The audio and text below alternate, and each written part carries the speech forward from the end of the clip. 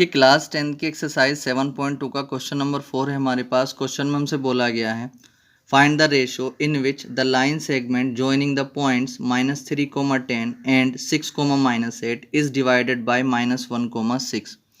तो क्वेश्चन के अंदर हमसे बोला गया है कि एक लाइन सेगमेंट है जो इन दोनों पॉइंट से मिलकर के बनता है। इन दोनों पॉइंट से मिलकर के बनने वाले लाइन सेगमेंट को -1, 6 जो है वो किसी रेशो में डिवाइड करता है। उस रेशो को हमें फाइंड करना है। ठीक है, देखिए क्या करेंगे आप सबसे पहले आप यहाँ पर इसके सॉल्यूशन में लाइन सेगमेंट बना लेंगे। जब आप यहाँ पर लाइन सेगमेंट बनाएंगे तो लाइन सेगमेंट जो है वो इस पॉइंट को ए मान लिया आपने, इसको बी मान लिया और इसके कोऑर्डिनेट्स -3, 10 ले लिया आपने और इसके कोऑर्डिनेट जो है 6, -8 ले लिए हैं। ठीक है, अब इन दोनों पॉइंट से बनने वाला जो लाइन सेगमेंट है वो -1, 6 से किसी रेशो में डिवाइड हो रहा है। तो मान लीजिए -1, 6 जो है वो यहाँ पर है। ठीक है, इसके कोऑर्डिनेट कितने हैं -1, 6। अब हमें इस -1, 6 ने इस लाइन को जिस रेशो में डिवाइड किया, देखिए एक पार्ट जो है इस लाइन का ये बन गया और एक ये बन गया, तो इस पॉइंट ने जो है इस लाइन सेगमेंट ए बी को किस रेशो में डिवाइड किया वो रेशो हमें यहाँ पर फाइंड करना है। ठीक है, तो मैं लेट कर लेता हूँ, वो रेशो m1:m2 है यहाँ पर। ठीक है, तो आप यहाँ पर लेट कर सकते हैं, let the ratio is equal to m1:m2। ठीक है, तो अब आप क्या कर लें, अगर आपके पास m1:m2 यानी कि m1 और m2 की वैल्यू आ जाएगी तो आपके पास रेशो आ जाएगा। ठीक, अब क्या करें आप, अब देखिए अब आप क्या करें, अब जो है इस पॉइंट को आप P ले लें, इसको आपने P मान लिया। अब आप क्या करें, इस P के जो कोऑर्डिनेट्स हैं वो -1, 6 तो गिवन है। ठीक है, अब आप P के कोऑर्डिनेट्स जो हैं इस पॉइंट के और इस रेशो के बेस पे और निकालें।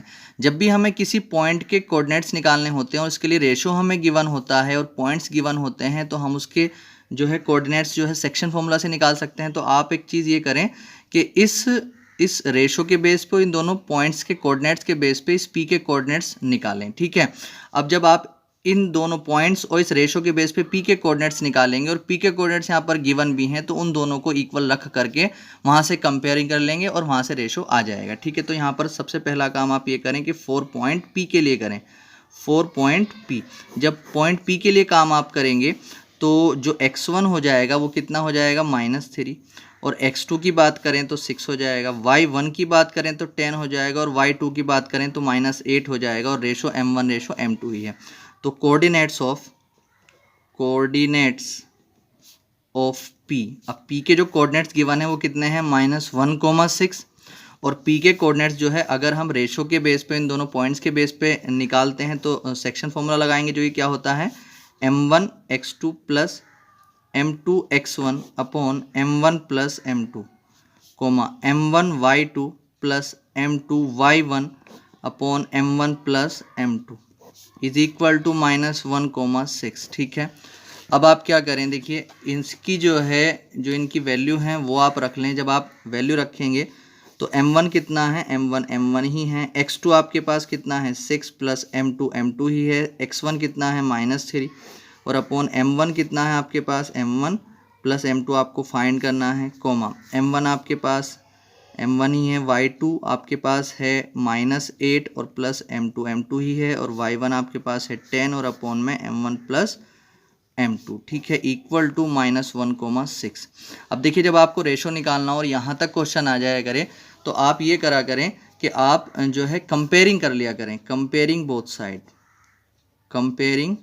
Both side. जब दो कोऑर्डिनेट्स आपस में इक्वल होते हैं, देखिए ये भी P के कोऑर्डिनेट्स हैं, ये भी P के कोऑर्डिनेट्स हैं, जब दो कोऑर्डिनेट्स आपस में इक्वल होते हैं तो उनकी हम कंपेयरिंग कर सकते हैं, यानी कि उसका जो x कोऑर्डिनेट होता है वो x कोऑर्डिनेट के इक्वल रख सकते हैं और y कोऑर्डिनेट जो होता है उसका y कोऑर्डिनेट के इक्वल रख सकते हैं। ठीक है, तो यहाँ पर हमें रेशो निकालना है तो आप एक काम ये करें, या तो आप x कोऑर्डिनेट को x कोऑर्डिनेट के इक्वल रख लें, यहाँ से भी रेशो आ जाएगा, या आप y कोऑर्डिनेट को y कोऑर्डिनेट के इक्वल रख लें, यहाँ से भी रेशो आ जाएगा। ठीक है, आप किसी एक को रख करके जो है इक्वल रख करके वहाँ से रेशो निकाल सकते हैं। तो मैं यहाँ पर एक काम कर लेता हूँ, मैं 6 को यानी कि y कोऑर्डिनेट को इक्वल रख लेता हूँ और जब y कोऑर्डिनेट को इक्वल रखेंगे तो देखिए क्या आ जाएगा m1 into -8 plus m2 multiply 10 और अपॉन में m1 प्लस m2। ठीक है, इक्वल टू 6। अगर आप इन दोनों को इक्वल रखते तो भी वही रेशो आता है जो अब निकल करके आएगा इन दोनों को इक्वल रखने पर। तो ये -8 m1 हो जाएगा प्लस ये 10 m2 हो जाएगा और अपॉन में ये m1 plus m2 equal to 6 हो जाएगा। ठीक है, अब आप क्या करें, क्रॉस मल्टीप्लाई कर लें।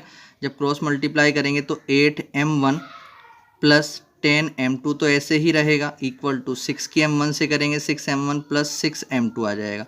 अब m1 वालों को एक तरफ कर लें और m2 वालों को एक तरफ कर लें, तो -8m1 इधर ही रखें, ये 6m1 इधर ले लें आप, तो ये 6m2 इधर ले लें और ये 10 माइनस के 10m2 इधर ले लें आप, तो ये कितना हो जाएगा माइनस के 8 और 6 14m1 और ये हो जाएगा माइनस के 4m2। ठीक है, अब देखिए आपको एक बात ये मालूम है, जो रेशो होता है m1 रेशो m2 को अगर आप लिखना चाहें m1 अपॉन m2 लिख सकते हैं। तो अगर आपके पास m1 अपॉन m2 आ जाएगा तो समझ जाएंगे आपके m1 रेशो m2 आ चुका है।